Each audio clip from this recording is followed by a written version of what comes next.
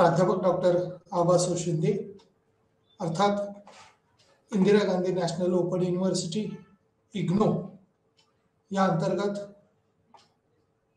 आज आपण वृद्धी आणि विकास यावरती सविस्तर चर्चा करणार आहोत। वृद्धी आणि विकास यामध्ये विशेष करून त्याबाबतची संकल्पना, निर्देशक आणि मापन ही पहिली युनिटच्या अंतर्गत असणारी कन्सेप्ट आपण पाहिलेली आहे। त्याचबरोबर इंटरनॅशनल कंपॅरिझन, आंतरराष्ट्रीय तुलना, विशेष करून वृद्धी आणि विकासाच्या संकल्पनेच्या आधारे आपल्याला आंतरराष्ट्रीय पातळीवरती म्हणजे एका देशाकडून दुसऱ्या देशाकडे किंवा एका देशाची दुसऱ्या देशाबरोबर तुलना या ठिकाणी करताना अनेक बाबींची उकल होण्याची शक्यता आहे। आंतरराष्ट्रीय पातळीवरती होणाऱ्या घडामोडी या एका देशाकडून दुसऱ्या देशाकडे ज्या पद्धतीने भारतीय अर्थव्यवस्था आपण पाहतो, या भारतीय अर्थव्यवस्थेच्याच अनुषंगाने जी वृद्धी घडून येते आहे किंवा विकास घडून येतोय तो देशाचा कशा पद्धतीनं त्याचं मेजरमेंट ज्या वेळेला आपण विचार करतो, निर्देशक किंवा त्याच्या मापनाच्या पद्धती या संकल्पनेच्या आधारे आपण पहिल्या मागच्या काही भागामध्ये आपण चर्चा केलेली आहे। भारतीय अर्थव्यवस्था ही मिश्र अर्थव्यवस्था म्हणून जगाच्या पातळीवर ओळखली जाते। संकल्पनेच्या अनुषंगाने भारतात कृषी क्षेत्राला अग्रस्थान किंवा प्रमुख स्थान हे स्वातंत्र्यपूर्व कालखंडात विशेष करून आपल्याला पाहायला मिळालं। स्वातंत्र्योत्तर कालखंड हा ज्या वेळेला आपण पाहतो त्यावेळेला सध्याच्या कालखंडामध्ये सेवा क्षेत्राचा विचार जास्त केला जातो किंवा सेवा क्षेत्राचा जीडीपी मधला हिस्सा जो आहे तो आता आपण वाढलेला आहे असं पाहतोय। उलट स्थिती ज्या वेळेला देशाला स्वातंत्र्य मिळालं त्यावेळेची भारतीय अर्थव्यवस्थेतली शेतीप्रधान अर्थव्यवस्था जी पाहिली ती शेतीप्रधान अर्थव्यवस्था आजही असली तरी शेती हा भारतीय अर्थव्यवस्थेचा कणा गणला जात असला तरी आता जीडीपी मधला हिस्सा ज्या वेळेला आपण पाहतो त्यावेळेला सेवा क्षेत्रातून मिळणारं उत्पन्न हे खूप मोठ्या प्रमाणावरचं असल्याचं आपण पाहतो। साधारण ते मोठ्या प्रमाणावरती किंवा कमी प्रमाणात किंवा जास्त प्रमाणात आपण ज्या वेळेला म्हणतो त्यावेळेला तो नक्की कितीपर्यंत, तर उद्योग क्षेत्राचा देखील वाटा फार महत्वाचा आहे। भारतातला जो स्वातंत्र्यपूर्व कालखंडात किंवा स्वातंत्र्य मिळाल्या त्यावेळेला जर विचार केला तर उद्योग क्षेत्राचा वाटा हा जेमतेम 20 ते 25% आसपास होता आणि तो आता 30% पर्यंत पोहोचलेला आहे। म्हणजे औद्योगिकरणाचे सुद्धा आपण पहिल्या पंचवार्षिक योजनेत शेतीवरती भर दिला त्यामुळे शेती क्षेत्राचा विकास घडून आला। दुसऱ्या पंचवार्षिक योजनेत उद्योगावर भर दिला आणि तिसऱ्या पंचवार्षिक योजनेत म्हणजेच 1951 पासून ते 1956 पर्यंत शेती, 1956 ते 60 पर्यंत आपण पाहतो 60-61 पर्यंत उद्योगधंद्यावर भर दिला। तिसऱ्या पंचवार्षिक योजनेत मात्र तिसरी पंचवार्षिक योजना यशस्वी होऊ शकली नाही, कारण त्यावेळेला चीन आणि बांगलादेश या दोन्ही देशांनी आपल्याला अल्टरनेट वर्चस्व करण्याचा प्रयत्न केला किंवा आक्रमणे केली। 1965-66 मध्ये आपल्या हरित क्रांती घडून आली।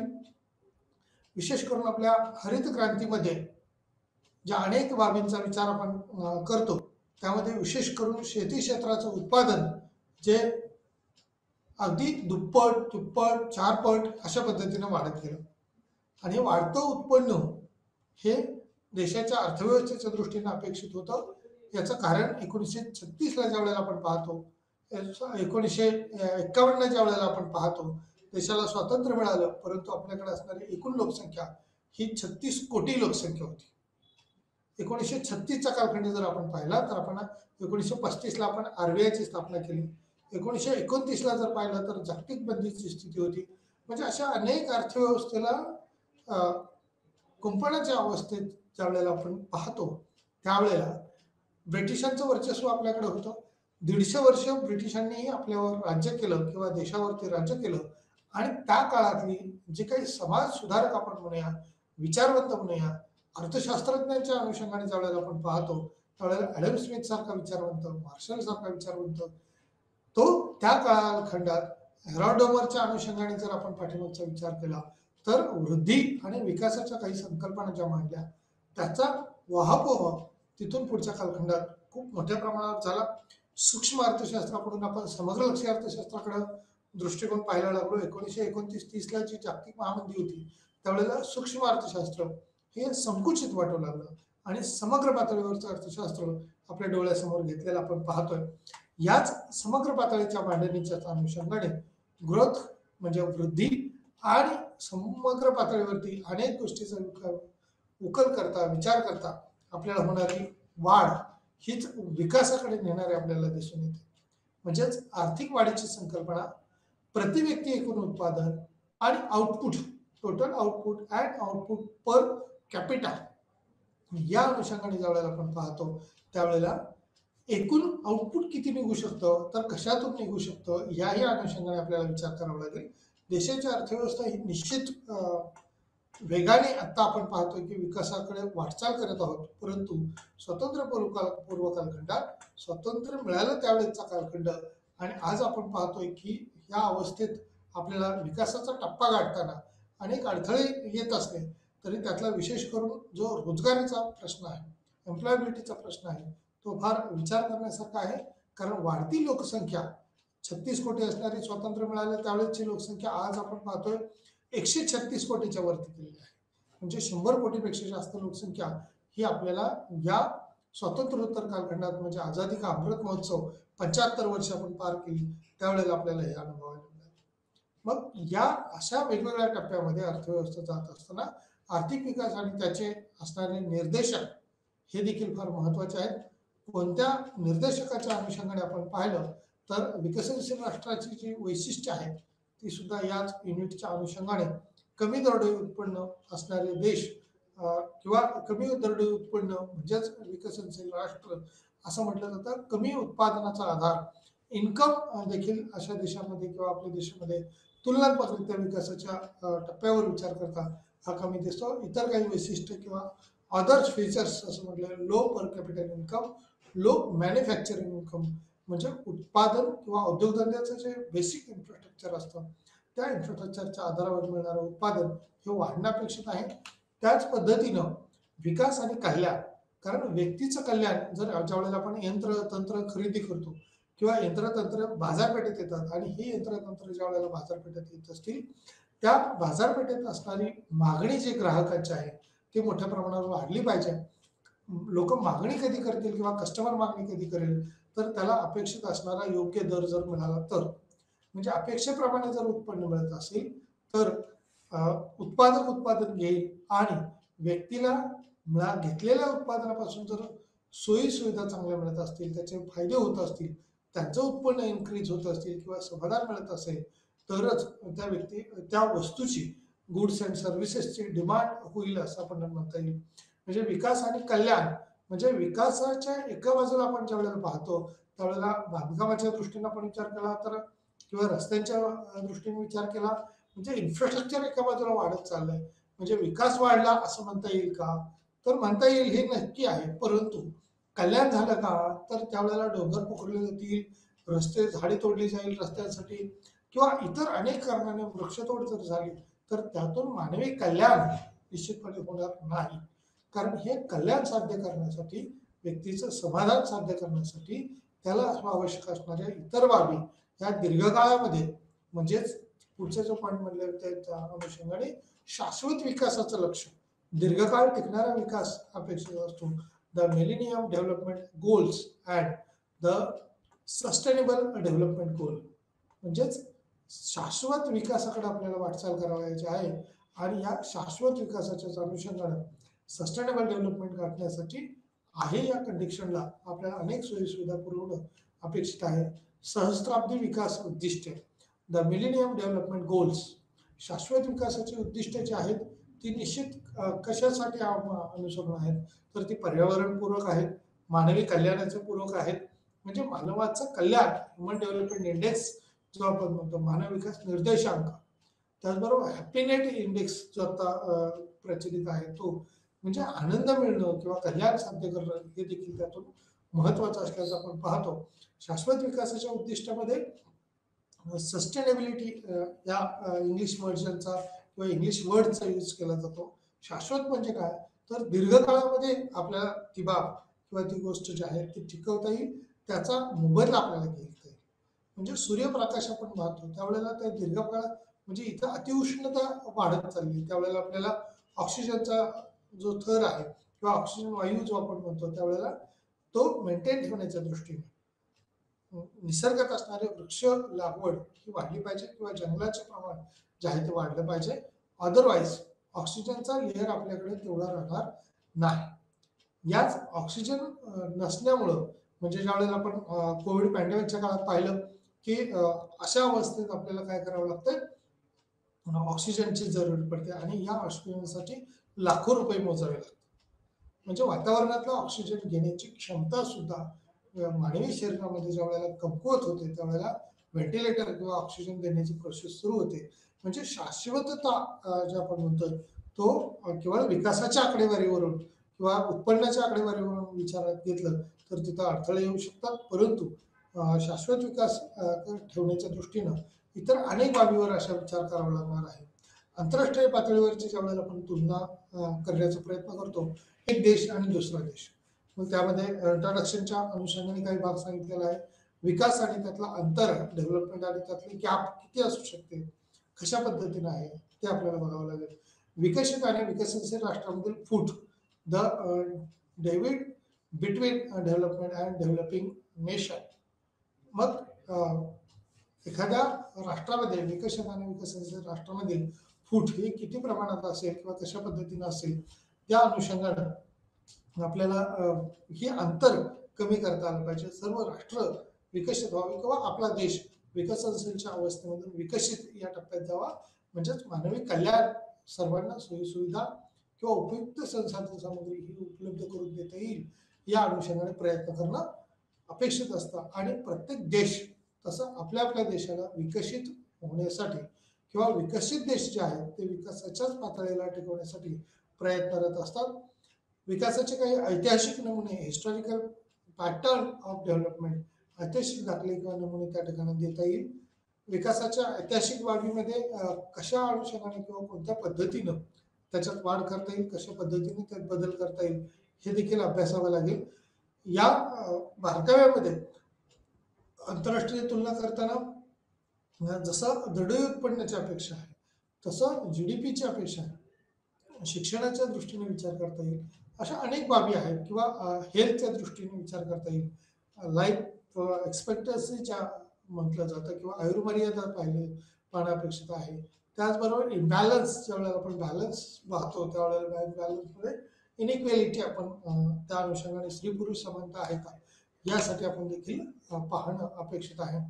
इंट्रोडक्टरी पार्टमध्ये इंटरनॅशनल लेवलचे किंवा आंतरराष्ट्रीय पातळी जर भारतीय अर्थव्यवस्थेचं जसं पाहिलं तसं आंतरराष्ट्रीय पातळीवरती येणाऱ्या समस्या किंवा असणारी स्थिती ही भिन्न प्रकारची असते. जेव्हा आपण आर्थिक विकासाचा अभ्यास करतो तेव्हा आपल्याला काही महत्वाचे प्रश्न हे निश्चितपणे भेडसावत असतात. या प्रश्नाला सामोरं जात असताना विविध देश किंवा त्या प्रदेशात असणारी मुबलक नैसर्गिक साधन संपत्ती असेल, एखाद्या देशामध्ये ज्यावेळेला जपानचा आपण विचार करतो, अमेरिकेसारख्या देशाचा विचार करतो त्यावेळेला तिथं मुबलक उपलब्ध असलेलं भांडवल हे दिसून येतं. भारतासारख्या देशाचा आपण विचार करतो त्यावेळेला भारतात विशेष करून पॉप्युलेशन हे खूप मोठं आहे किंवा लोकसंख्या ही खूप मोठी आहे. त्यामुळं उत्पादन घेताना श्रमप्रधान साधनांचा वापर भारतात केला जातो आणि विकसित देशामध्ये भांडवल असल्यामुळे जास्त भांडवल प्रधान साधन सामग्रीचा मोठ्या प्रमाणावर वापर केला जातो. वेगवेगळ्या देशामध्ये आणि वेगवेगळ्या प्रदेशातील लोकांसाठी पूर्णपणे भिन्न म्हणजे एक देश हा दुसऱ्या देशापासून म्हणजे समुद्रकिनारा असेल, डोंगराळ प्रदेश असेल तर त्या सीमारेषेपासून हा दोन्ही देशाच्या सीमारेषा ह्या भिन्न स्वरूपाच्या असतात. एक देश आणि दुसरा देश ज्यावेळेला आपण बाउंड्री पाहतो गाव पातळीवर ज्यावेळेला आपण विचार करतो त्यावेळेला सुद्धा एक सीमारेषा ही त्या त्या ठिकाणची त्या त्या देशाची त्या त्या राज्याची त्या त्या प्रदेशाची ही निश्चित झालेली असते. भौगोलिक दृष्टीने सीमारेषा हे निश्चित असणं अपेक्षित असतं. श्रीमंत असणारे जे काही देश आपण म्हणतो किंवा गरीब असणारे देश आपण म्हणतो, त्यावेळेला त्यांच्या आंतरराष्ट्रीय पातळीवरती वेगवेगळ्या पद्धतीने तुलना केली जाते. विशेष करून उत्पन्न असेल, संपत्ती असेल, काही श्रीमंत देश आपण पाहतो ते श्रीमंत अधिक श्रीमंत होतात आणि गरीब मात्र अधिक गरीब होतात. त्यावेळेला गरीब आणि श्रीमंत अशी विषमता जी आहे, त्याची दरी जी आहे ती रुंदावत चाललेली दिसते किंवा वाढत असलेली दिसते. याचं कारणही असंच आहे की त्या ठिकाणी असणाऱ्या आरोग्यविषयक सोयी, पोषक असणारा आहार, शिक्षणाचा असणारा दर्जा, स्वातंत्र्य किंवा निवड करण्याचं स्वातंत्र्य, अशा अनेक बाबी आहेत की त्यामध्ये तुलनात्मकरित्या आपला देश किंवा काही देश हे कमी पडतात. त्यावेळेला आंतरराष्ट्रीय पातळीवरची ही तुलना ही खऱ्या अर्थाने किंवा वेगवेगळ्या बाबीत आपण पाहतो ती महत्वाची आहे. कामगारांना नियमित पगारासह औपचारिक क्षेत्रात सुरक्षितता देणं अपेक्षित असते. नोकऱ्या आहेत त्यामध्ये देशामध्ये अशा नोकऱ्या अत्यंत कमी प्रमाणात किंवा तुलनात्मकरित्या काही मर्यादित असतील, अशा नोकऱ्यांची कमतरता आहे आणि बहुतेक कामगार हे अनौपचारिक क्षेत्रात चढ उतार किंवा त्या ठिकाणी सुरक्षितता जिथं वाटेल तिथं काम करायला तयार असतात. विशेष करून कामगारांना अपेक्षित असणारं वेतन हे अपेक्षेप्रमाणे आणि त्याचबरोबर जसं आपण दीपावली सण उत्साहामध्ये साजरा केलेला दिसतो. देशभरामध्ये दीपावलीचा सणाला फार महत्त्व असतं, कारण मोठ्या प्रमाणावर दिवाळीचं सणाला महत्त्व असण्याचं आणखी एक महत्त्वाचं कारण म्हणजे क्लायमेट आपण म्हणूया, पर्यावरणीय दृष्ट्या सुद्धा. कारण पावसाळी मोसम संपून आपण थंडीकडे वाटचाल करतो आणि थंडीची सुरुवात झालेली असते. त्यावेळेला या कालखंडात गोड पदार्थ, जड असणारे अन्न पोषक घटक जे आपण म्हणूया ते शरीराला अपेक्षित असतात आणि ते खाण्यासाठी योग्य वातावरण हे आपण पाहतो की आता ऑक्टोबर एंड किंवा नोव्हेंबरमध्ये हे क्लायमेट चेंज झालेलं असतं. हिवाळा सुरू झालेला असतो, पावसाळा संपलेला असतो आणि हिवाळा सुरू झालेला असतो. त्यामुळं उपभोगासाठी असणाऱ्या या अनेक बाबींचा विचार यातून करतो. याच्यातच मागणी, त्या त्या देशाची असणारी मागणी, त्या त्या वस्तूसाठी असणारी मागणी ही त्या त्या प्रदेशात भिन्न स्वरूपाची असते. मग त्याच पद्धतीनं कामगार त्या ठिकाणचा अपेक्षित असणारा त्यांना मिळणारा बोनस असेल, वेतन असेल, तर या कामगारांना अपेक्षेप्रमाणे उत्पन्न जर मिळालं, रोजगार जर नियमित स्वरूपाचा जर मिळत असेल, तर इतर अनेक बाबींचा विचार करता गरीब आणि श्रीमंताकडे ज्यावेळेला आपण पाहतो त्यावेळेला श्रीमंताला असणारं अति उच्च पातळीवरचं वेतन, मग एखाद्याच व्यक्तीला 3 लाख 4 लाख रुपये महिना पगार असतो आणि दुसऱ्या बाजूला आपण पाहतो त्यावेळेला 10,000 20,000 किंवा 30,000 असं त्याच्या कुटुंबाची उपजीविका पुरेल एवढं सुद्धा उत्पन्न मिळेल की नाही मिळेल याची शाश्वती नसते. त्याचबरोबर वेठबिगार असतील, तात्पुरत्या स्वरूपाचे कामगार असतील, कॉन्ट्रॅक्ट बेसिस कामगार असतील, अशा कामगारांना मिळणारं उत्पन्न हे ठराविक कालखंडातच मिळतं, इतर वेळेला मिळत नाही. म्हणजे विशिष्ट हंगामात रोजंदारी मिळते, इतर वेळेला मिळत नाही. भारत हा शेतीप्रधान देश म्हटला जातो आणि मोठ्या प्रमाणावर शेती केली जाते किंवा 55-60% लोकसंख्या आजही शेतीबरोबर म्हणजे पाऊस आला तर या शेतीतलं काम करता येत नाही. शेतीपूरक व्यवसाय जे असतात त्याच्यातही तुलनात्मकरित्या काम कमी होतं. त्यामुळं पावसाच्या कालखंडामध्ये अनेक लोक हे बेकार किंवा बेरोजगारी जास्त प्रमाणात दिसून येते. यामध्ये उघड बेकारी असेल, छुपी बेकारी असेल, अशा अनेक संकल्पना आहेत. त्या संकल्पनांमध्ये एकत्रित भारतातली जी निरपेक्ष दारिद्र्याचं प्रमाण आहे, बेकारीचं प्रमाण जे आहे ते जास्त आपल्याला दिसून येतं. विकसित देशामध्ये तुलनात्मक बेकारीचं प्रमाण हे जास्त असल्याचं दिसून येतं. भारतात अन्न, वस्त्र, निवारा या मूलभूत गरजा देखील आपल्या पूर्ण करता येत नाहीत, अशा अनेक लोकसंख्या आपल्याला दिसून येते. नोकऱ्याचं प्रमाण जे आहे ते रोजगाराच्या दृष्टीनं वाढणं अपेक्षित आहे. उद्योगधंद्यांचं प्रमाण वाढणं अपेक्षित आहे. सेवा क्षेत्रातल्या जी काही कार्यक्षमता आहे ती वाढणं अपेक्षित आहे. त्यामुळं एका बाजूला उत्पादन वाढण्याच्या दृष्टीनं प्रत्येकाची अपेक्षा असते, अशा नोकऱ्यांची ही सध्या अनेक देशांमध्ये कमतरता जाणवते. बहुतेक कामगार हे अनौपचारिक क्षेत्रात चढ उतार आणि असुरक्षित वेतनासह आहेत. आता ज्या पद्धतीनं कॉन्ट्रॅक्ट असेल, तात्पुरते मजूर असतील, म्हणजे ज्या दिवशी काम केलंय त्या दिवशी काम मिळेल त्याच दिवशी त्यांना उत्पन्न मिळेल, इतर वेळेला मात्र उत्पन्न मिळणार नाही. किंवा आपल्या काही सुट्ट्या म्हणूया आपण, दिवाळीच्या सुट्ट्या काही ठिकाणी पगारी सुट्टी असतात तर काही ठिकाणी बिनपगारी सुट्टी असतात. आता वेतन जर नसेल तर त्या दिवशी ते कुटुंब किंवा मिळणारं उत्पन्न थांबणार असेल तर ते कुटुंब तशा पद्धतीनं आनंदोत्सव साजरा करू शकत नाही किंवा त्याला असणारं उत्पन्न जर मिळणार नसेल तर उद्याच्या भ्रामंतीसाठी किंवा उद्याच्या भुकेपोटी आपण म्हणूया त्याला त्याही दिवशी खूप काम करावं लागतं आणि आनंद साजरा करणं किंवा एक समाधानी कल्याणकारी राज्य व्यवस्था आपण म्हणूया कल्याणाचं जीवन जगणं हे असह्य किंवा कठीण होत असतं असं आपण पाहतो. अशा कामगारांना नियमित वेतन मिळणं त्याचबरोबर नियमित काम मिळणं हे महत्त्वाचं असतं. संघटित असेल असंघटित असेल अशा नोकऱ्यांची कमतरता सध्या जाणवते. बहुतेक कामगार हे अनौपचारिक क्षेत्रात चढ उतार असणारे दिसतात किंवा कमी जास्त प्रमाणात काम करताना दिसतात. असुरक्षितता वेतनासह आहेत. म्हणजे सुरक्षित वेतन म्हणजे काय, तर वेतनाची हमी म्हणजे 12ही महिने आपल्याला पगार मिळू शकेल अशा पद्धतीचे कामगारांना खात्री असेल तर त्या ठिकाणी पूर्ण वेळ देऊन लक्ष देऊन कामगार त्या ठिकाणी काम करतो. इतर वेळेला कामगार आपण काम तुलनात्मकरित्या वेतनाच्या अनुषंगाने तात्पुरत्या स्वरूपाचं काम असेल तर तात्पुरतं उत्पन्न मिळवून देणारं काम असेल तर त्याचा देखील कामगाराच्या दृष्टीने विचार करावा लागतो. ठराविक देशामध्ये लोकसंख्या वेगाने वाढत आहे तर त्या मार्गावर आहेत. इतरामध्ये स्थिर किंवा कमी होत आहेत. सार्वजनिक सेवा इतक्या अकार्यक्षम का आहेत, काही देशामध्ये अपुरे आणि भ्रष्ट आणि इतरांमध्ये इतके प्रभावी का आहे. काही पूर्वीच्या गरीब देशांनी खूप प्रगती केली आहे आणि इतरांनी तशी तुलनेने थोड्या फरकाने आपण म्हणूया काही देशांनी विकासाच्या टप्प्याकडे जाताना विकसनशील देशाकडे जाताना गरीब देशाने अजूनही प्रयत्न करणं अपेक्षित असतं आणि इतर देशात विकासाचा टप्पा कशा पद्धतीने आहे किंवा किती वाढू शकतो तर याचं मोजमाप करताना आपल्याला दरडोई उत्पन्नाचा आधार घ्यावा लागेल. दरडोई उत्पन्नातील तफावत ही श्रीमंत विकसित देश आणि गरीब विकसनशील देश यांच्या सर्व देशामधील मानके कालांतराने पूर्णपणे वाढताना आपण पाहतो. संदर्भित असणारे परंतु तुलनात्मक स्थितीत जे उत्पन्न आहे दरडोई उत्पन्न आहे परिपूर्ण किंवा सापेक्ष फरक हा तुलनात्मक दिसून येतो. परंतु तुलनात्मक स्थितीत दरडोई उत्पन्नातील असणारी परिपूर्णता किंवा सापेक्ष फरक हा लक्षात घेता कशा विकासाचा दर किंवा मूल्यमापन कशा पद्धतीने करावे.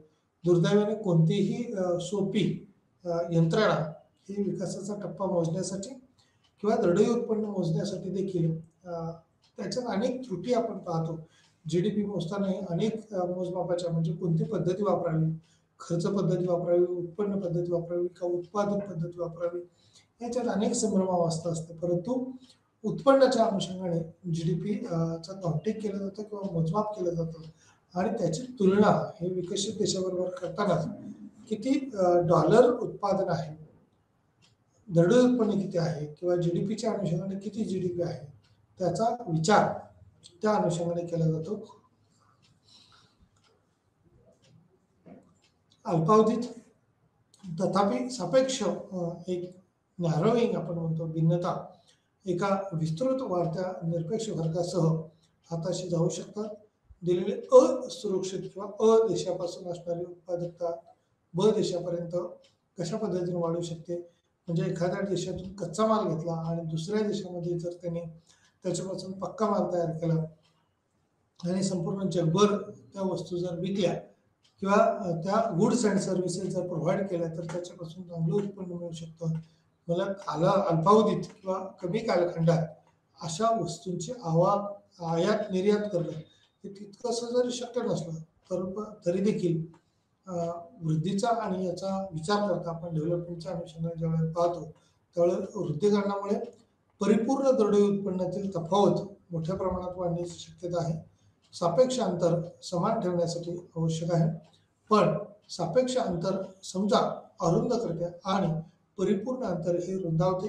तुलनेने गरीब देश आहेत चांगले की वाईट, श्रीमंत आणि गरीब देशांची तुलना करणे हे कठीण नाही असा युक्तिवाद या ठिकाणी केलेला आपण पाहतो. सापेक्ष दरडोई उत्पन्नातील अंतर हे कमी केले असले तरी तुलनात्मक गरिबांची स्थिती ही बिघडली असेल, कारण परिपूर्ण अंतर हे वाढलेले दिसत नाही. कारण गरीब आणि श्रीमंतातली दरी गॅप जेवढा कमी होईल तेवढा विकासाचा टप्पा हा चांगल्या पद्धतीने गाठता येऊ शकतो. कारण सर्वांना उत्पन्न जर असेल तर इतर अनेक वस्तूंची मागणी ही मोठ्या प्रमाणावर वाढते. उद्योगधंदे हे चांगल्या पद्धतीने होऊ शकतात. वेगवेगळ्या टप्प्यावर अर्थव्यवस्था ज्या वेळेला त्या देशाची जाते त्यावेळेला अपेक्षित असणारं मग इतर यंत्रसामग्री जशी वाढवली जाते, उत्पादन जसं वाढवलं जातं, तसं सैन्यदल संरक्षणाच्या दृष्टीने सुद्धा आपल्याला विचार किंवा त्या देशाला विचार करावा लागतो. अल्पावधी असेल किंवा दीर्घावधी असेल, भारतातली अर्थव्यवस्था किंवा भारतीय अर्थव्यवस्था ज्यावेळेला आपण पाहतो त्यावेळेला हे भिन्न टप्प्यांची किंवा वेगवेगळ्या उत्पन्नातील अंतर कसं कमी करता येईल आणि सर्वांना जास्त उत्पन्न कसं देता येईल त्याचा विचार केला जातो. श्रीमंत देशात किंवा विकसित देशात ज्या वेळेला आपण पाहतो त्यावेळेला त्यांच्याकडे मिळणारं उत्पन्न हे मोठ्या प्रमाणावर असतं, परंतु कल्याणाच्या दृष्टीने ज्यावेळेला आपण पाहतो, सामाजिक कल्याणाच्या दृष्टीने पाहतो त्यावेळेला इतर देश हे भारताकडे लक्ष देऊन असतात. भारतातल्या अनेक गोष्टीचा अनुप्रयोग आपण म्हणूया किंवा अनुग्रह घेतल्यासारखं आपण स्थिती जी आहे ते अनुकरणीय बाब केलेले दिसते. याच अनुकरणाच्या माध्यमातून समोरच्यांना कशा पद्धतीनं प्रभावित केलं जातं. बऱ्याच वेळेला आपण म्हणतो की कॉपी पेस्ट करणं असेल, एखाद्याची फॅशन असेल, लाईफस्टाईल असेल, आवडीनिवडी असतील, त्या सुद्धा एकाकडून दुसऱ्याकडं, दुसऱ्याकडून तिसऱ्याकडं. पुण्यामध्ये ज्या वेळेला आपण स्वीट आयटमचा विचार करतो त्यावेळेला चितळे हे नाव सुप्रसिद्ध आहे.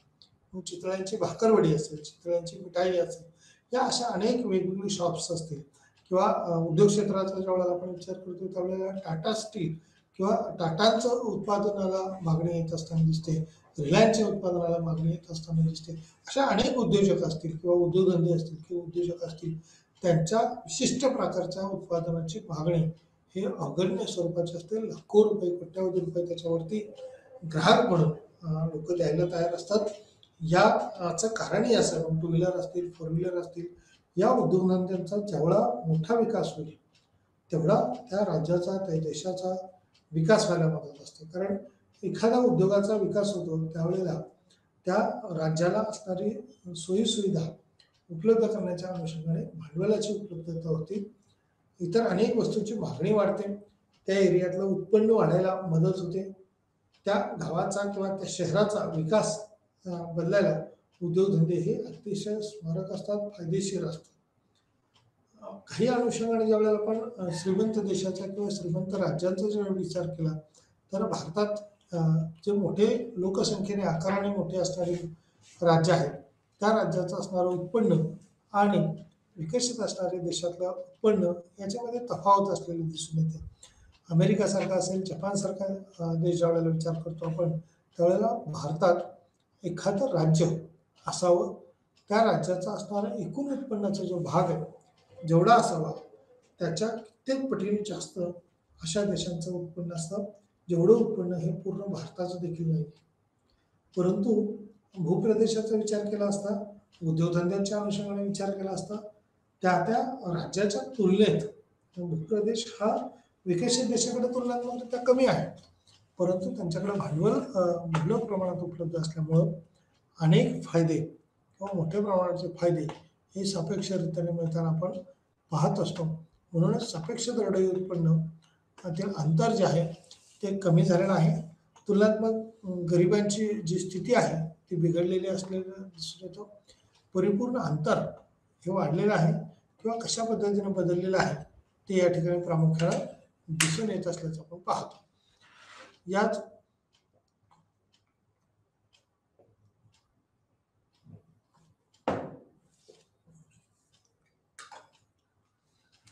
विकासाने अंतर ज्यावेळेला पाहतो त्यावेळेला ज्या पद्धतीनं वृद्धी घडून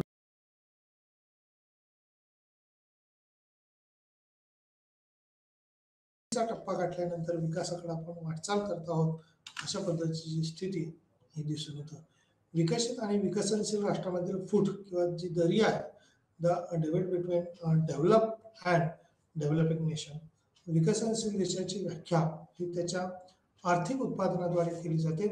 तेथे ए विकसित देश आणि अ यांच्यातील रेषा कुठे काढायची यावर बरेच वादविवाद किंवा एक विकसित करणे अपेक्षित असतं. एकच अर्थ नसल्यामुळे विशेष करून काही बाबी जर पाहिल्या तर मुदत विकसनशील देशांना अनेक वेगवेगळ्या संज्ञांनी लेबल लावले आहे. एक पद किंवा एका विशिष्ट बाबतीत 1940च्या मध्यापासून ते 1980च्या त्या मध्यापर्यंत म्हणूया किंवा त्या दशकाच्या कालखंडात जर पाहिला तर ह्या 40 ते 80 जवळपास 40 वर्षाचा कालखंड जर पाहिला तर विशेषतः आंतरराष्ट्रीय मंचावरती जागतिक पातळीवरचे जे स्थान होतं हे 3ऱ्या क्रमांकाचा भारताच्या अनुषंगाने विचार केला जायचा. विकासाच्या वाटचालीमध्ये किंवा वेगवान विकासाची वाटचाल करणारा देश म्हणून गणला जायचा. कदाचित त्यांची व्याख्या करण्याचा सर्वोत्तम मार्ग म्हणजे निर्मूलन करणे किंवा करताना पश्चिम युरोप असेल, उत्तर युरोप असेल, अमेरिका असेल, पॅसिफिकच्या महासागराचा परिसर असेल किंवा औद्योगिक अर्थव्यवस्था त्या त्या देशाची असेल, पहिले जग किंवा जागतिक स्थिती कशी होती याची सर्व बाजू ज्यावेळेला आपण पाहतो त्यावेळेला त्याच्यामधला असणारा उद्योगधंदा, औद्योगिक वाढ, पूर्वीच्या केंद्रीय नियोजित किंवा अर्थव्यवस्था जी आहे, पूर्व युरोप आणि दुसरं जग ज्यावेळेला आपण पाहतो, उर्वरित देश कशा पद्धतीने त्याच्यात बदल करतात, काय बदल करतात हे आपल्याला बारकाईने पाहिलं पाहिजे. विकसित देश आणि विकसनशील देश किंवा राष्ट्र देश म्हटलं जातं किंवा देशाच्या भौगोलिक सीमारेषा म्हटलं जातं. त्यावेळेला त्याच्यावर विचार करणं, वाहपोह करणं अत्यंत महत्त्वाचं आहे. उर्वरित देशाच्या अनुषंगानं किंवा जगाच्या पटलावरती विकसित देश आणि उर्वरित जग असं म्हटलं जातं. म्हणजे जगात विकसित देशांचं एक वेगळी संघटना असलेलं दिसून येतं, विकसनशील देशांचे एक वेगळा गट असलेला दिसून येतो. परंतु आंतरराष्ट्रीय पातळीवर ज्यावेळेला आपण विचार करतो, WHO असेल, मग वर्ल्ड ट्रेड ऑर्गनायझेशनच्या अनुषंगाने असेल किंवा WTOच्या अनुषंगाने, जसं वर्ल्ड ट्रेड ऑर्गनायझेशन म्हणतो त्याच अनुषंगाने WHO च्या अनुषंगाने सुद्धा, हेल्थ ऑर्गनायझेशनच्या अनुषंगाने सुद्धा आपल्याला विचार करावा लागेल. जागतिक बँकेच्या अनुषंगाने आपल्याला विचार करावा लागेल, कारण जागतिक बँकेकडून गरीब देशांना किंवा गरजू देशांना मदत करणं, गरीब आणि गरजू यामध्ये 2 शब्द आहेत, 2 किंवा तफावत असणारे वर्डिंग वाटत आहे. गरीब आहे आणि गरजू आहे. गरजूमध्ये अनेक देश येऊ शकते. अचानक आलेली आपत्ती एखाद्या देशाकडे जर आली तर जसं की आपण पाहतो की महाराष्ट्र असेल किंवा संपूर्ण भारताच्या अनुषंगाने जर विचार केला तर तुलनात्मक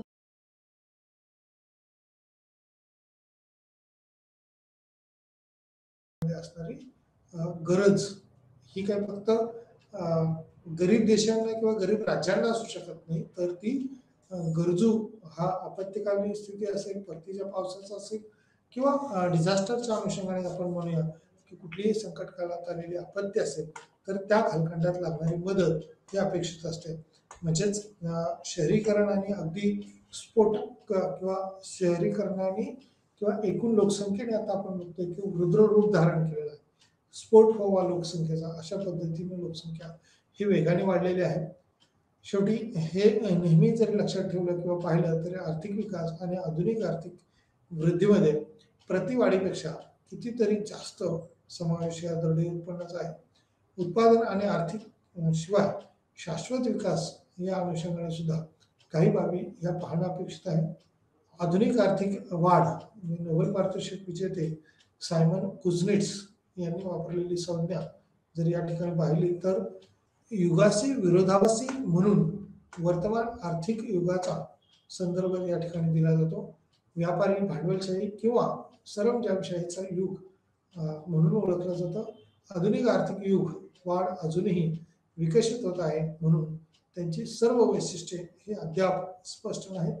परंतु मुख्य घटक आर्थिक उत्पादनाच्या समस्यावर विज्ञानाचा उपयोग केला गेला आहे, ज्यामध्ये वळणामध्ये औद्योगिकीकरण, शहरीकरण आणि अगदी स्फोटक वाढ म्हणजे लोकसंख्येची स्फोटक वाढ ही भारतात खूप वेगाने लोकसंख्या वाढते असं दिसून येतं. जे स्वातंत्र्य मिळालं त्यावेळेला आपण पाहतो अगदीच 36 कोटी लोकसंख्या 1951ला होती आणि आत्ताच्या वेळेला आपण आझादी का अमृत महोत्सव म्हणजे 75 वर्ष साजरा करतोय त्यावेळेला असं लक्षात येतं की 136 कोटी लोकसंख्या म्हणजे 100 वर्ष पूर्ण नाही झालेली, तशा अवस्थेत सुद्धा आपण 1000 कोटीचा आकडा लोकसंख्येच्या बाबतीत 136 कोटी लोकसंख्या झालेली आपण पाहतोय. ही विस्फोटक स्थिती आहे. लोकसंख्येचा जो स्फोट आपण म्हणतो तो अशा अनेक टप्प्यांवर आहे. लोकसंख्येविषयक शास्त्रज्ञांनी मांडलेले सिद्धांत हे अनेक आहेत आणि आर्थिक बाबीचा विचार करता किती लोकसंख्या वाढू शकते किंवा किती प्रमाणात होईल, वाढीचा वेग आहे कितीतरी जास्त वेगाने लोकसंख्या वाढली आहे. त्यामुळेच दरडोई उत्पन्न किंवा उत्पादन हे तुलनात्मकरित्या कमी आहे. आर्थिक शाश्वत विकास होऊ शकत नाही यामुळेच, कारण लोकसंख्या जर जास्त असेल म्हणजे एखाद्या शेतकऱ्याकडे किंवा एखाद्या उद्योजकाकडे उत्पादन जे झालेलं असतं ते तुलनात्मकरित्या जर त्याला त्याच कुटुंबाची उपजीविकेसाठी खर्च होत असेल तर तो विकास करू शकत नाही. शेती उत्पादनाचं जर उदाहरण द्यायचं झालं तर गहू उत्पादन असेल, समजा एखाद्या शेतकऱ्याकडे 20 क्विंटल एवढा गहू उत्पादन झाला आणि खाणारी कुटुंबातली लोकसंख्या जर समजा 10 असेल आणि त्याच्या कुटुंबासाठी जर 10 क्विंटल एवढं धान्य लागत असेल तर विक्रीयोग्य उत्पन्न जे आहे ते फार कमी असल्याचं आपल्याला दिसून येतं. त्या विक्रीयोग्य उत्पन्नातून मिळालेला जो काही मोबदला असतो त्यातून पुढील शेती किंवा पुढील पीक उत्पादन घेताना अनेक समस्या येतात. या वाढत्या समस्येमुळे अर्थव्यवस्थेला लोकसंख्या विस्फोट हा मोठ्या प्रमाणात जाणवतो. या लोकसंख्या विस्फोटाच्या अनुषंगाने पाहिलं तर आधुनिक आर्थिक वृद्धीमध्ये प्रति वाढीपेक्षा कितीतरी जास्त याचा समावेश आहे. दरडोई उत्पादनाच्या अनुषंगाने जर वृद्धी झाली, वाढ झाली त्याच्यामध्ये तर शाश्वत विकास गाठता येऊ शकतो. काही प्रमाणात हा टप्पा पार करणं हे शक्य होऊ शकतं. उत्पन्न किंवा उत्पादन, दरडोई उत्पादन वाढणं म्हणजेच उत्पन्न वाढण्यासाठी, पैसा मिळवण्यासाठी तेवढा फायदा होणं अपेक्षित आहे. आर्थिक इतिहासाच्या निष्कर्षाचा जर विचार करून जर पाहिलं तर आम्ही या विभागाचा अभ्यास करताना एंगस मॅडिसन यांनी असं म्हटलं की ज्याने उत्पन्न पातळी आणि संबंधित दराचा अंदाज लावला आहे त्यालाच जागतिक अर्थव्यवस्थेची आर्थिक वाढ ही विचारात घेतलेली आहे. BCE अशा व्यायामासाठी बरेच अनुमान आवश्यक आहे.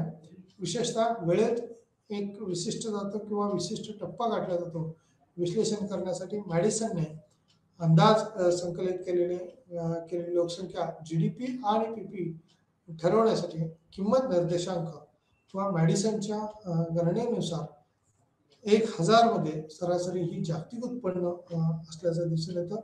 अक्षरशः 1000 वर्षापूर्वीच्या प्रमाणेच दुसऱ्या शब्दात या ठिकाणी जो म्हटलेला आहे, उल्लेख केलेला आहे तो त्या दरम्यान असणारा दरडोई किंवा दरडोई उत्पन्नातली ही जी वाढ आहे ती घडून आलेली आहे.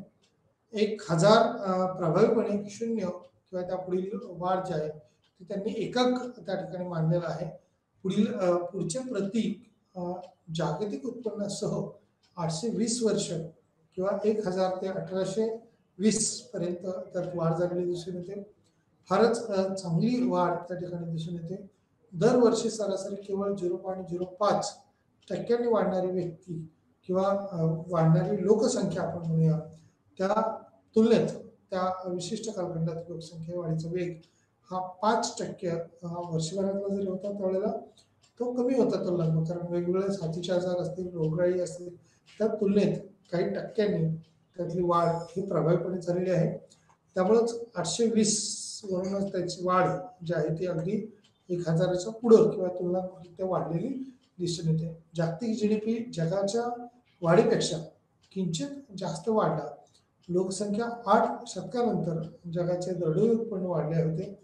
फक्त 50% याला काही दृष्टिकोनातूनच ठेवण्यासाठी चीन आज त्यापैकीच एक आहे.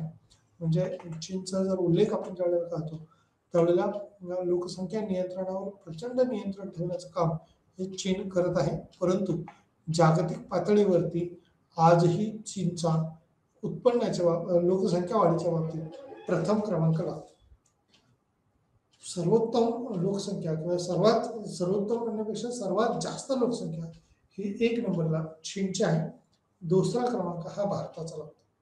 जास्त लोकसंख्या असल्यामुळं मिळालेलं उत्पन्न हे त्याच लोकसंख्येला पोचण्यासाठी किंवा त्यांची उपजीविका भागवण्यासाठी आपल्याला खर्च करावा लागतो. त्यामुळं जास्तीचा नफा मिळवणं, उत्पादन एक्सपोर्ट करून जास्तीचा नफा मिळवणं या अशा देशांना किंवा लोकसंख्या जास्त असणाऱ्या देशांना कठीण होत असल्याचं दिसून येतो. छोटे कुटुंब सुखी कुटुंब असं म्हणलं जातं. याचं कारण काय किंवा अशी ब्रीदवाक्य देऊन सरकारने काही टॅगलाईन तयार केला आणि अनुदान सबसिडीज वेगवेगळ्या मार्फत सुरू केली. याची कारणंही भारतात अशीच होती की एकूण लोकसंख्या हे नियंत्रित किंवा कमी करण्याच्या दृष्टीनं प्रयत्न केले जात होते. जगातील सर्वात वेगाने वाढणारी भारताची अर्थव्यवस्था होती आणि मग हम दो हमारे दो अशा पद्धतीची सरकारी स्कीम किंवा योजना राबवली.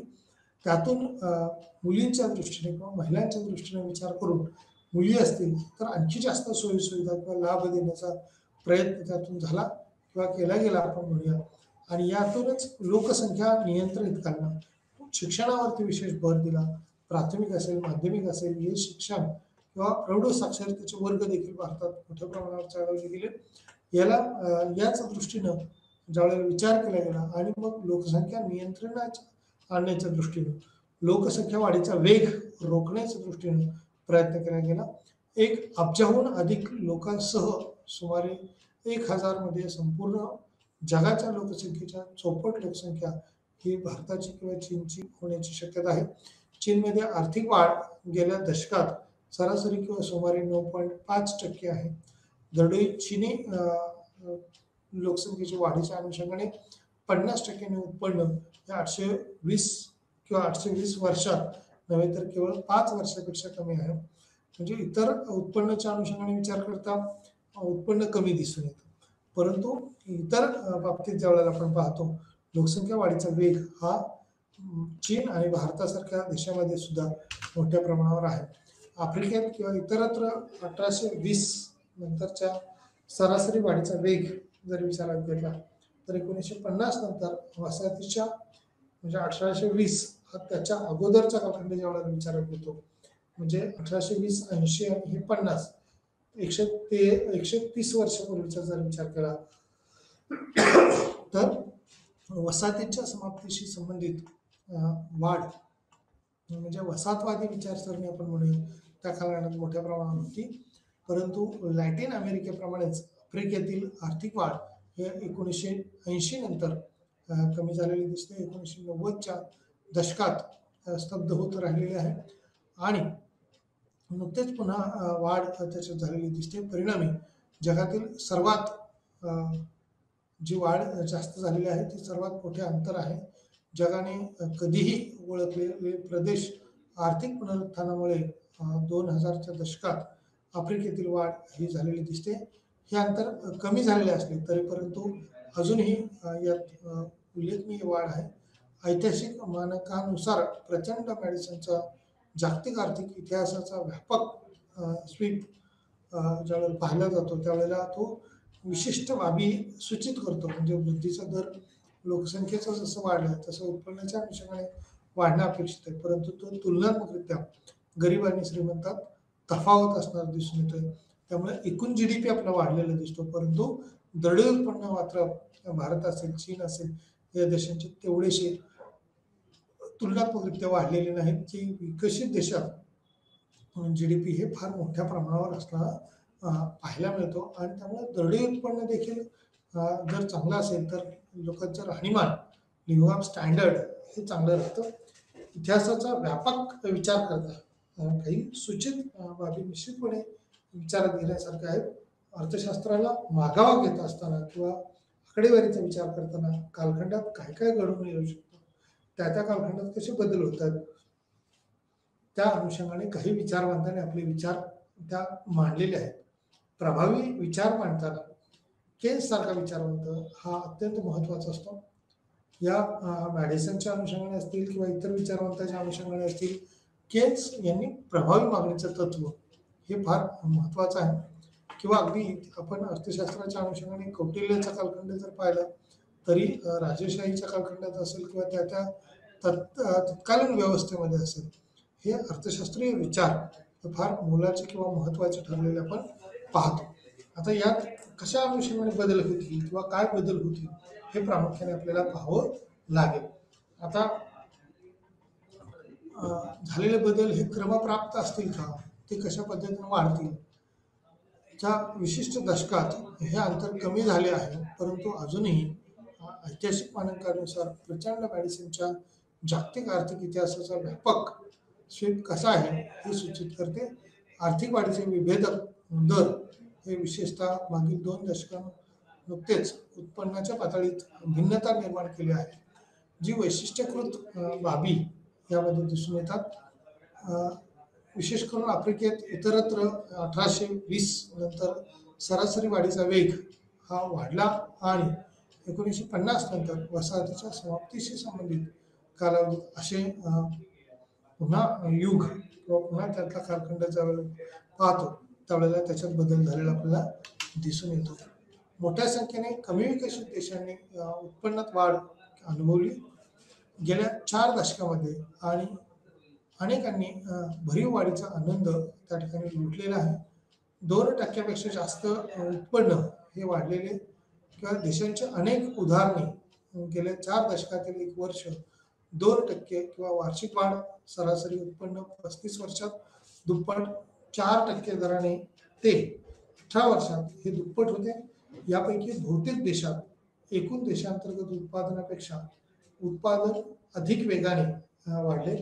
अशा प्रकारे अपरिहार्य संरचनात्मक बदलाद्वारे या अर्थव्यवस्थांना हलवले, जे कमी करते किंवा उत्पादित उत्पन्नाचा वाटा आणि शेतीमध्ये कार्यरत कामगार इतर अनेक देशांनी मंद किंवा सकारात्मक असूनही वाढ किंवा विकास अनुभवला. सह उत्पन्न दरवर्षी 1 किंवा 2% वाढते. अजूनही इतर उत्पन्न स्टँडर्ड किंवा नकार दिला जातो. स्टॅग्नंटिंग म्हटलं जातं त्याला. उत्पन्नाच्या अनुषंगाने तो किती उत्पन्न वाढवू शकतो किंवा किती उत्पन्न जास्त असू शकतो या अनुषंगाने आपल्याला अनेक बाबी पाहाव्या लागतील किंवा त्यात पाहिल्या जातात. 18 वर्षात किंवा सरासरी उत्पन्न हे 35 वर्षात दुप्पट होणं अपेक्षित आहे, परंतु ते 4% दराने किंवा 18 वर्षात दुप्पट होते. यापैकी बहुतेक देशात एकूण देशांतर्गत उत्पन्नापेक्षा उत्पादन हे अधिक वेगाने, देशांतर्गत उत्पादनापेक्षा उत्पन्न हे अधिक वेगाने वाढत असलेले दिसून येतं. वाढले अशा प्रकारे अपरिहार्य संरचनात्मक बदलामुळे या अर्थव्यवस्थांना जे काही चालना किंवा उभारी मिळण्याच्या अनुषंगाने वाढती मागणी, कारण भारताकडं ज्यावेळेला इतर देशाची तुलना पाहतो आपण त्यावेळेला भारत आणि चीन ही जगाच्या दृष्टीने त्यावेळेला जगातल्या इतर देशांच्या दृष्टीने आपण पाहतो त्यावेळेला ते देश या दोन्ही देशांकडं मोठी लोकसंख्या असल्यामुळं मोठी बाजारपेठ आहे अशा अनुषंगाने पाहत असतात. आणि तयार झालेलं उत्पादन मग अमेरिकेसारख्या देशात असेल, जपानसारख्या देशात असेल किंवा इतर विकसित देशातलं कोणतंही उत्पादन असेल तर ते विकसित देशातलं उत्पादन हे विकसनशील देशामध्ये, अल्पविकसित देशामध्ये ते बाजारपेठ किंवा ग्राहक म्हणून पाहत असतात त्यांच्याकडं आणि निर्यात मोठ्या प्रमाणावरती भारताकडं इतर देश करत असतात. म्हणजे भारत हा मोठ्या प्रमाणावर अनेक वस्तूंची आयात करणारा देश आहे अशा पद्धतीचं आपण पाहतोय. विशिष्ट कालखंडात भारताची आयात ही आत्ता आपण पाहतो की वेगवेगळ्या पद्धतीची आयात आणि निर्यात आपला देश करत असतो. ही आयात निर्यात कमी किंवा जास्त कशी होता येईल? मोठ्या संख्येने असणारी लोकसंख्या, या लोकसंख्येच्या उपयोगितेसाठी आजही आपल्याला काही प्रमाणात शेतीमाल देखील आयात करावा लागतो. आता हा शेतीमाल आयात करावा लागतो म्हणजे ज्या वर्षी किंवा ज्या कालखंडात आपल्याला उत्पादन कमी असेल त्यावेळेला हे आयात आपल्याला मोठ्या प्रमाणात करावं लागतं. आणि दुसऱ्या बाजूला आपल्याकडे एखादं उत्पादन जास्त असेल तर ते आपण निर्यात करतो, परंतु उपजीविकेसाठी मोठी लोकसंख्या असल्यामुळं, अवलंबून असणारी लोकसंख्याच जास्त असल्यामुळं निर्यातीची तुलना मात्र कमी राहते. आयातीच्या तुलनेत निर्यात कमी असलेलं दिसून येतं आणि आयात आपण मोठ्या प्रमाणावर करतो. परंतु सेवा क्षेत्राचा सध्या आपला वेगाने विकास होत आहे. जे पूर्वी सेवा क्षेत्र अगदी 15 म्हणजे स्वातंत्र्य मिळालं त्यावेळेला 1951ला अगदीच 15 किंवा 20% पर्यंत होतं, ते आज सेवा क्षेत्रातला GDPचा जो हिस्सा आहे तो 55% पर्यंत वाढलेला आहे. निश्चितपणे सेवा देणारी साधन सामग्री आपल्याकडची जी काय आहे, मग शिक्षक असतील, डॉक्टर असतील, वकील असतील, या अशा अनेक बँकेची विशेष करून सेवा असेल हे मोठ्या प्रमाणावर विकास झालेला आपण पाहतो. बँकेचा अत्यंत वेगाने RBI सारखी ज्यावेळेला आपण मध्यवर्ती बँक भारताची पाहतो त्यावेळेला इतर विकसित देशांपेक्षाही आपली सक्षम असणारी RBI ही बँक मध्यवर्ती बँक, शिखर बँक त्याला म्हटलं जातं, सर्वच बँकांच्या वरची शिखर बँक म्हणून ओळखलं जातं. तसंच शेतीला वित्तपुरवठा करणारी नाबार्ड बँक देखील शिखर बँक म्हणून ओळखली जाते. परंतु RBI कडे असणाऱ्या किंवा RBIच्या माध्यमातून असणाऱ्या रूल्स अँड रेग्युलेशन, नियम आणि अटी त्या अनुषंगाने फार महत्त्वाचे आहे किंवा त्यात कायदेशीररित्या अनेक बंधनं घातलेली आपण पाहतोय. किंवा एखाद्या व्यक्तीला एखाद्या वेळेला ज्यावेळेला कर्ज दिलं जातं त्यावेळेला त्या व्यक्तीची क्षमता पाहिली जाते आणि उत्पन्नाचे सोर्सेस आहेत का त्याची खात्री झाल्यानंतर अकाउंटेबिलिटी जर चांगली असेल तरच त्या व्यक्तीला लोन दिलं जातं. 2006ला आपण पाहतो की अमेरिकेसारख्या देशाला सुद्धा मुबलक प्रमाणात वित्तपुरवठा उपलब्ध झाल्यामुळं कर्जाची स्थिती मोठ्या प्रमाणावर वाढली होती. विशेष करून होम लोनचं प्रमाण जे आहे ते मोठ्या प्रमाणावर अमेरिकेत घेतलं होतं 2006ला आणि त्यामुळेच अमेरिकेत मंदीची स्थिती निर्माण झाली होती किंवा मंदी सदृश स्थिती ही निर्माण झाली होती. अर्थात अमेरिकेमध्ये मंदी आली म्हणजेच ती फक्त अमेरिकेपुरती मर्यादित आहे का, तर नाही. त्याचा कमी जास्त प्रभाव हा इतर आजूबाजूच्या सर्व देशांवर होत असतो.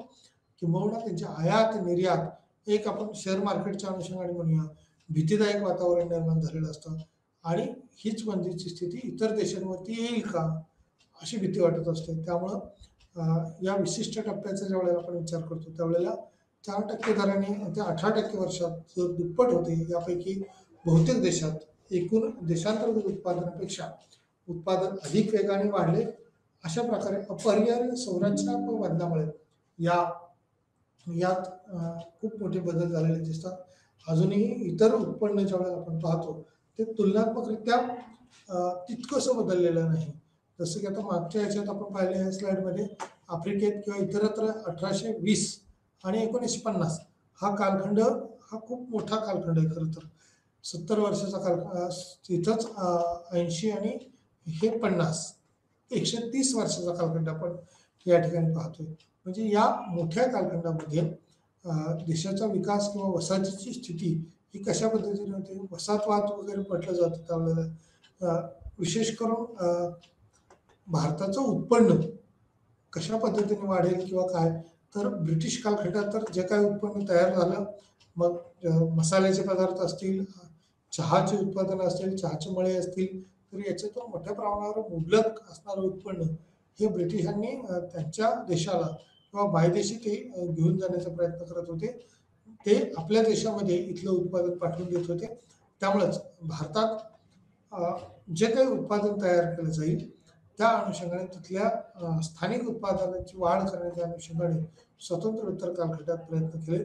याच उत्पादनाला मग मसाल्याचे पदार्थ असतील, चहाचे उत्पादन असतील किंवा इतर काही अनेक उत्पादन असतील. भारतातला सर्वात मोठा जर बघितला तर कापड उद्योग हा सगळ्यात मोठा आहे. त्याचबरोबर साखर उद्योग मोठा आहे. साखर कारखान्यांची संख्या म्हणजे स्वतंत्रोत्तर कालखंडामध्ये याचा विकास पुण्यावर भर दिला. महाराष्ट्रासारखं राज्य ज्या वेळेला आपण पाहतो त्यावेळेला साखर उत्पादनामध्ये अग्रेसर असणारं राज्य. महाराष्ट्राला स्वातंत्र्य कधी मिळालं तर 1961ला मिळालं. आता 61 नंतर महाराष्ट्राने आपलं साखर उत्पादन किंवा यशवंतराव चव्हाण मुख्यमंत्री असताना त्यांच्या कालखंडात सुरुवातीला त्यांनी सहकारी तत्वावरती साखर कारखाने सुरू करण्याला भर दिला. याच्यातूनच उत्पन्न वाढणीला किंवा शेतीला चालना मिळाली, उद्योगधंद्यालाही चालना मिळाली आणि निर्यातीमध्ये साखरेचा वाटा देखील फार महत्त्वाचा किंवा अग्रस्थानी भारताची निर्यात ही साखर उत्पादनाची दिसून येते. त्याचबरोबर कापड उत्पादनाची दिसून येते. त्याच अनुषंगाने ताग उत्पादन किंवा इतर उत्पादनं देखील मोठ्या प्रमाणावर भारतातली वाढवण्याचा प्रयत्न त्या कालखंडात केलेला दिसतो. परंतु अनेक अडचणींना अनेक अडथळ्यांना भारताला सामोरं जावं लागलेलं आहे. भारत देशात जसं ब्रिटिशांनी 150 वर्ष राज्य केलं त्याच अनुषंगाने हिंदी चीन भाई भाई आपण म्हणत म्हणत चीन आक्रमण केलं, बांगलादेशाने आक्रमण केलं.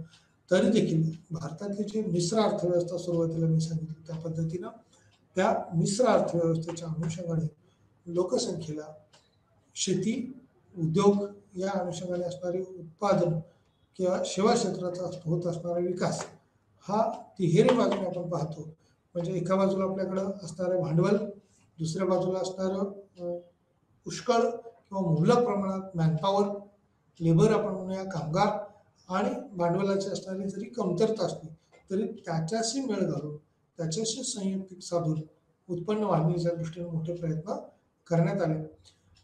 त्यानुसार मॅडिसनच्या विचारात श्रीमंत आणि गरीब या दोघातली दरी जी आहे ती उत्पन्नातली दरी जरी वाढली असली, भारतात गरीब किंवा आपण म्हणूया अतिगरिबांचं प्रमाण हे म्हणजे गरीब म्हणजे कोण, जे निरपेक्ष दारिद्र्यात आहेत.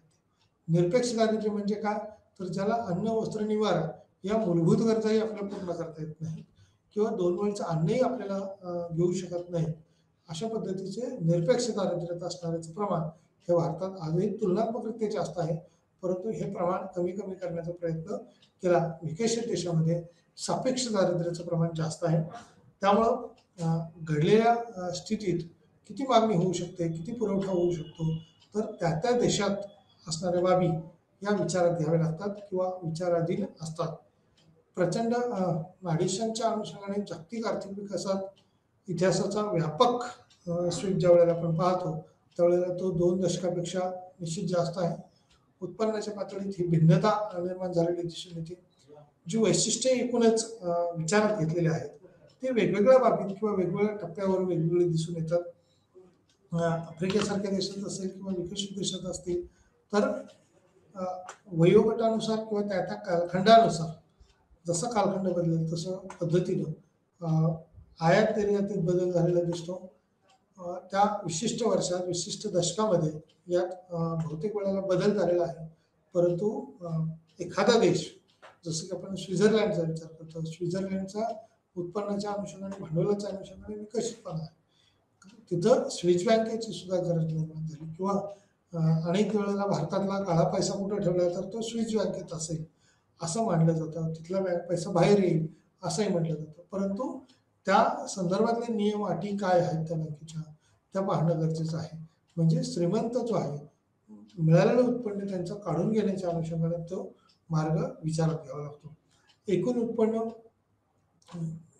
ज्या पद्धतीने वाढत चाललंय त्याच पद्धतीनं दरडोई उत्पन्न वाढणं अपेक्षित आहे.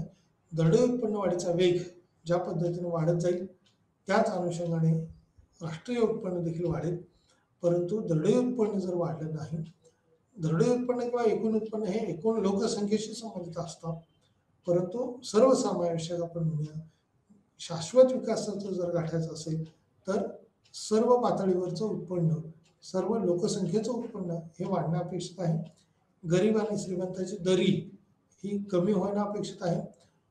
साक्षरता जी आहे ती जी आज 74% आहे ती 80%, 85%, 90% जाणं अपेक्षित आहे. त्यामुळे काय चांगलं आणि काय वाईट या बाबी आपल्याला निश्चितपणे दिसून येतील किंवा माहिती होतील. सकारात्मक बाजूने ज्या वेळेला आपण विचार करतो त्यावेळेला आर्थिक विकासाचा टप्पा या घटनेच्या अनुषंगाने दोन्ही देशाची तुलना ही आंतरराष्ट्रीय पातळीवरती कोणताही एक देश आपण विकसित विचारात घेतला आणि विकसनशील विचारात घेतला तरी त्याचे जे काही नमुने आपण म्हटलेत, काही वैशिष्ट्ये म्हणलेत ती पाहावी लागतील. प्रति व्यक्ती वाढीच्या अनुषंगाने जास्त उत्पन्न कसं आहे किंवा किती असू शकतं, अक्षरशः 1000 वर्षापूर्वीच्या प्रमाणेच दुसऱ्या शब्दात तिथं जे काही विश्लेषण मांडलं त्या अनुषंगाने दरम्यान दरडोई उत्पन्नात वाढ झालेली आहे. 1000 वर्षापूर्वी किंवा 1000 ते 1820 पर्यंतचा जो कालखंड आहे तो फारच चांगली स्थिती किंवा विकसित असणारी टप्पा आपण पाहतो. ही बाब निश्चित अनेक दृष्टीनं जागतिक पातळीवरती गरजेची आहे. त्याच अनुषंगाने आपण पुढच्या लेक्चरमध्ये बोलणार आहोत. या ठिकाणी आपण धन्यवाद. थँक्यू.